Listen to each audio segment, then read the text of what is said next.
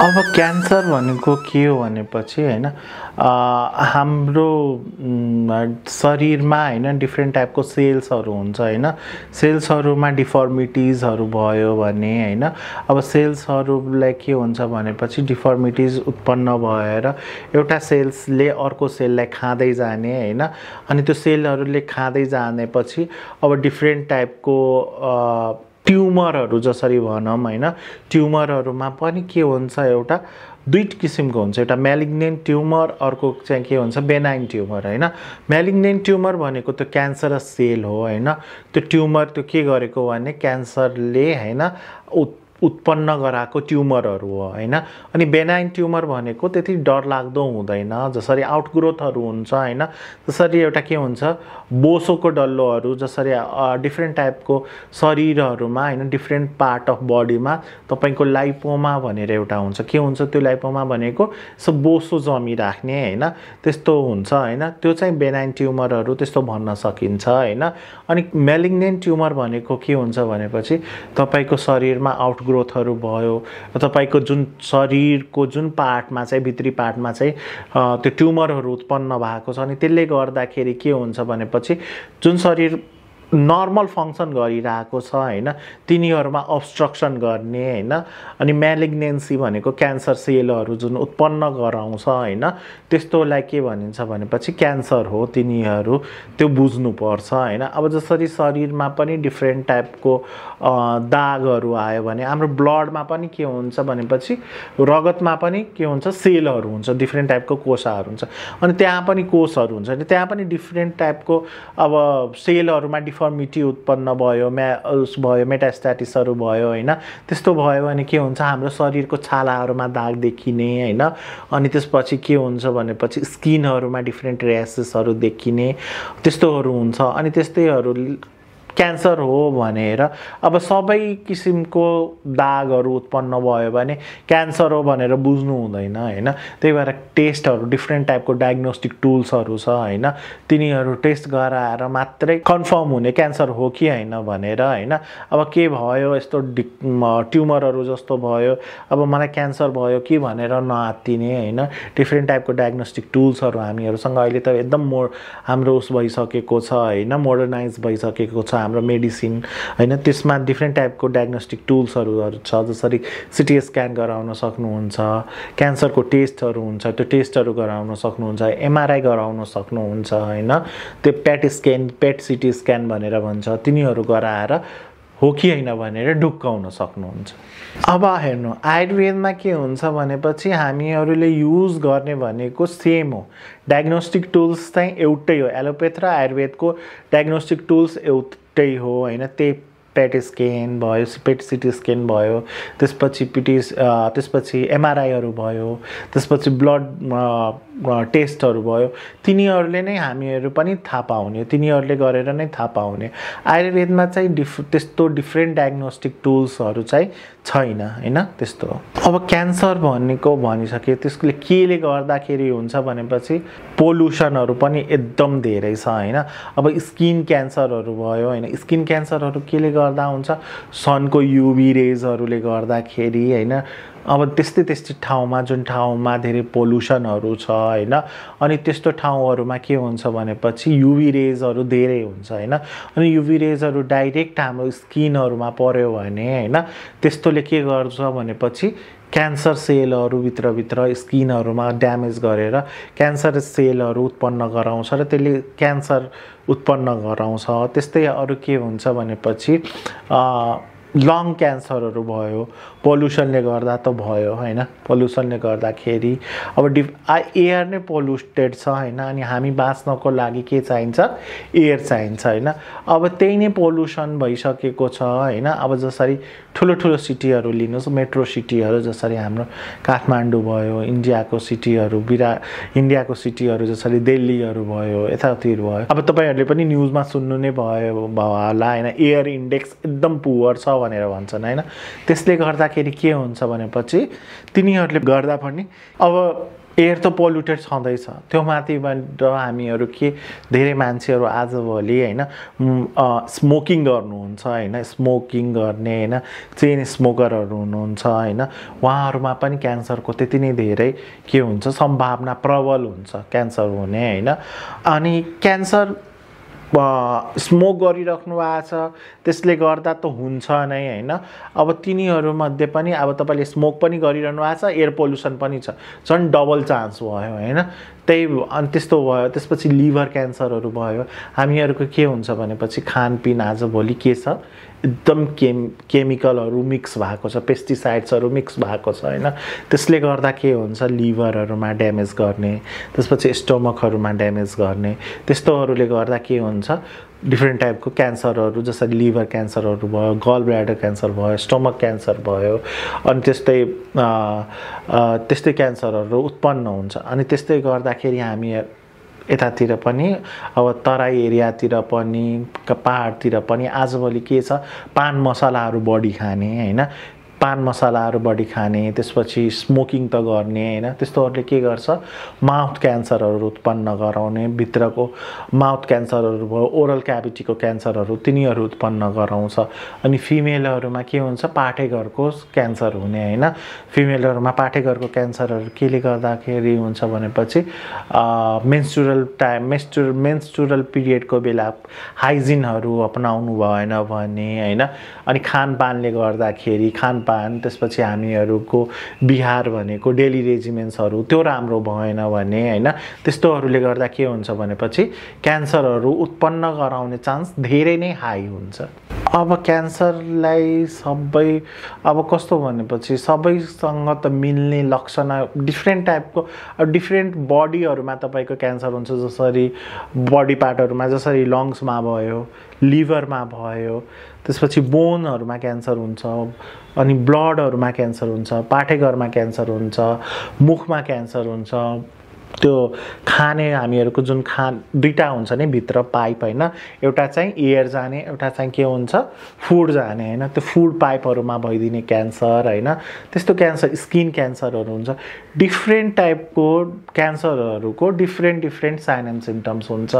एउटै किसिमको हुँदैन। इफ तपाईँलाई जसरी अब लिभर क्यान्सरहरू छ भने तपाईँहरूलाई पटक पटक जन्डिस आइराख्ने त्यस्तो भइराख्यो भने एकचोटि टेस्ट गराउनुहोस्। जसरी लङ्स क्यान्सरहरूमा जसरी कसरी हुन्छ खोक्दाखेरि तपाईँहरूलाई गाह्रो हुने, धेरै दिनसम्म खोकी राख्यो होइन, महिनौसम्म त्यो भयो। त्यसपछि खकारमा रगतहरू आउन थाल्यो होइन, सास फेर्न गाह्रो हुन थाल्यो, त्यस्तोहरू भयो भने लङ क्यान्सर हो कि भनेर एकचोटि टेस्टहरू गराउनुहोस् होइन। अब त्यस्तै हड्डीहरूमा भयो भने हड्डीहरूमा घाउहरू उत्पन्न हुने होइन, त्यस्तोहरू भयो भने त्यस्तोहरू चाहिँ क्यान्सर हो कि भनेर, बोन क्यान्सर हो कि भनेर एकचोटि टेस्ट गराउनुहोस्, त्यस्तो हुन्छ। अनि जसरी पाठेघरको क्यान्सर भयो भने के हुन्छ भनेपछि हेभी ब्लिडिङ भइराख्ने, पिरियड्सको बेला नभइकन अरू बेला पनि हेभी ब्लिडिङ हुने, त्यसपछि गनाउने पानीहरू आइराख्ने, सेतो पानी आउने, गनाउने पानीहरू आउने होइन। त्यो नर्मल पनि हुन्छ कति बेला पनि, तर धेरै मात्रामा भयो भने क्यान्सर हो कि भनेर शङ्का गर्नु पर्यो, टेस्ट गराउनु पर्यो है। फर्स्टमै अब हामीहरूले पनि अब डक्टरहरूले पनि के गर्नुहुन्छ फर्स्टमै चाहिँ क्यान्सर चाहिँ अब खोकी लाग्यो भनेपछि फर्स्टमै चाहिँ हामीहरूले क्यान्सर उस गर्दैनौँ होइन। बिस्तारै अब साइन एन्ड सिम्टम्सहरू जन डिटोरिएट हुँदै गयो भने होइन, त्यस्तो कन्डिसनमा हामीहरू के गर्छौँ भने क्यान्सरको टेस्टहरू डिफ्रेन्ट क्यान्सरको टेस्टहरू हुन्छ होइन। एमआरआईहरू गराउने, त्यसपछि सिटी स्क्यानहरू गराउने, त्यसहरूबाट थाहा पाउँछ होइन। त्यसपछि बायोप्सीहरू हुन्छ होइन, तिनीहरूले गर्दाखेरि थाहा पाउँछ क्यान्सरहरू छ कि छैन। जसरी अब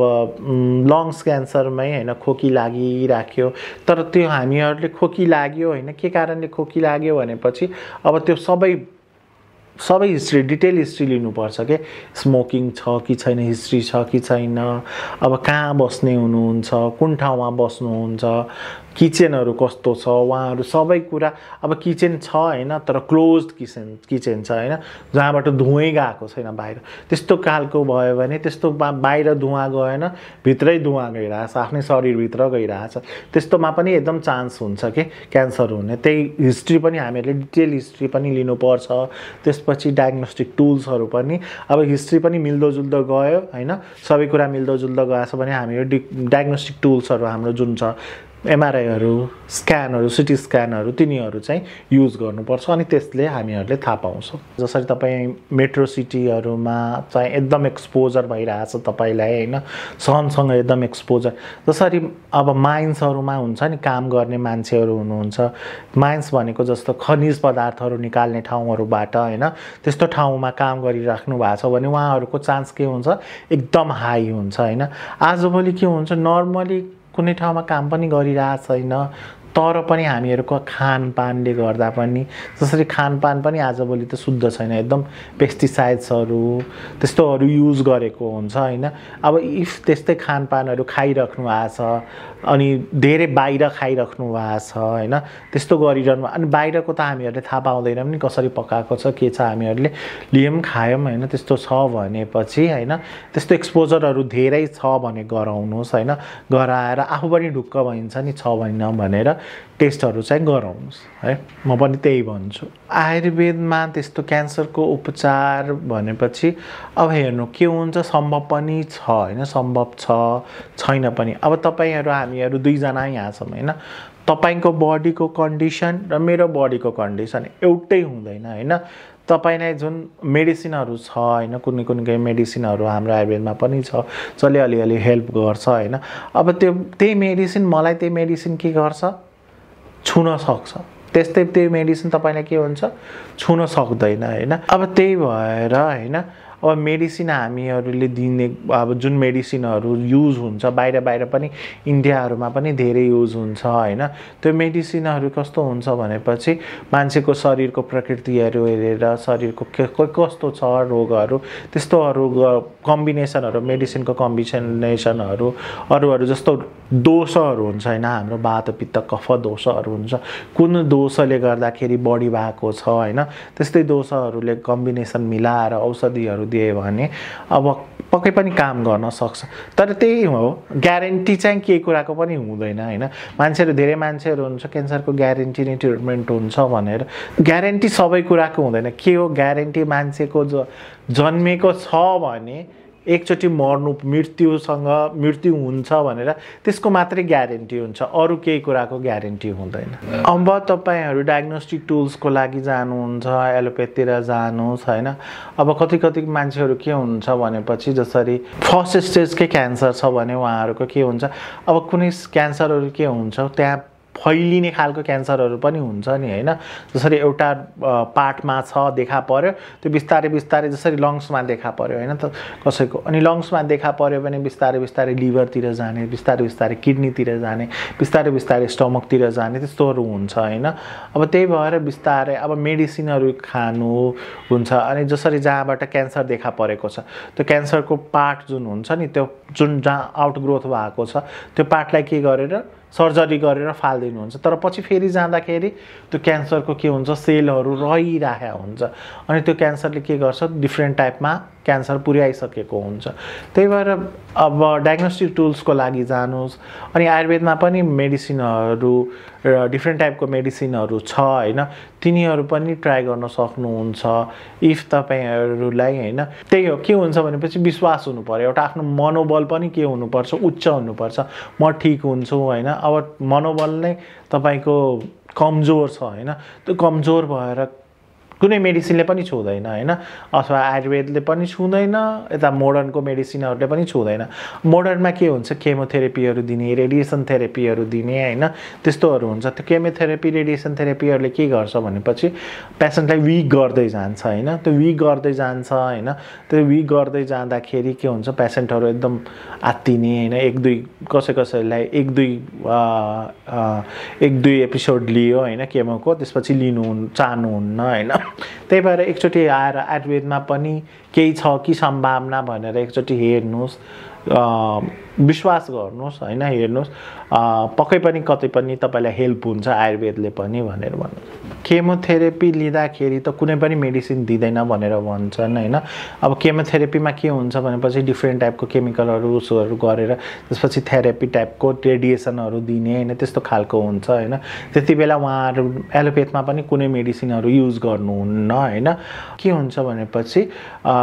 केमोथेरापीहरू रेडिएसन थेरापीहरू के हुन्छ पेनफुल कन्डिसन पनि हुन्छ हैन। अब उहाँहरूले एकचोटि दिनुहुन्छ एक एपिसोड दिनुहुन्छ, त्यसपछि पेनफुल हुन्छ, त्यसपछि पेनफुल त्यो बिच के ग्याप त हुन्छ हैन। त्यो ग्यापमा चाहिँ डिफ्रेन्ट टाइपको मेडिसिनहरू युज गर्न सक्नुहुन्छ। तर जुन बेला त्यो गइराख्नुहुन्छ केमोथेरापीमा जानुहुन्छ त्यति बेला चाहिँ कुनै पनि मेडिसिन युज नगरेको राम्रो। हरेक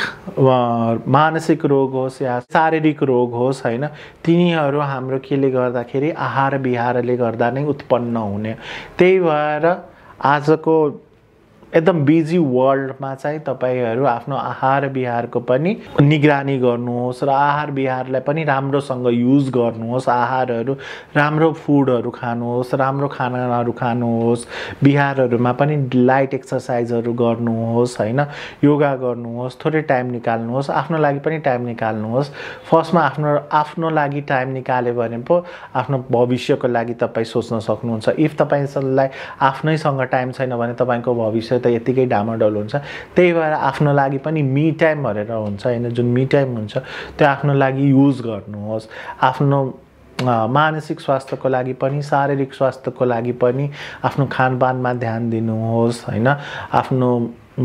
शारीरिक स्वास्थ्यहरुमा ध्यान दिनुहोस् र एक्सरसाइज लाइट एक्सरसाइज योगा प्राणायामहरु गर्नुहोस्। अनि त्यसपछि फ्रुट्सहरु फलफुलहरु त्यस्तो कुराहरु चाहिँ खाने गर्नुहोस्। धन्यवाद।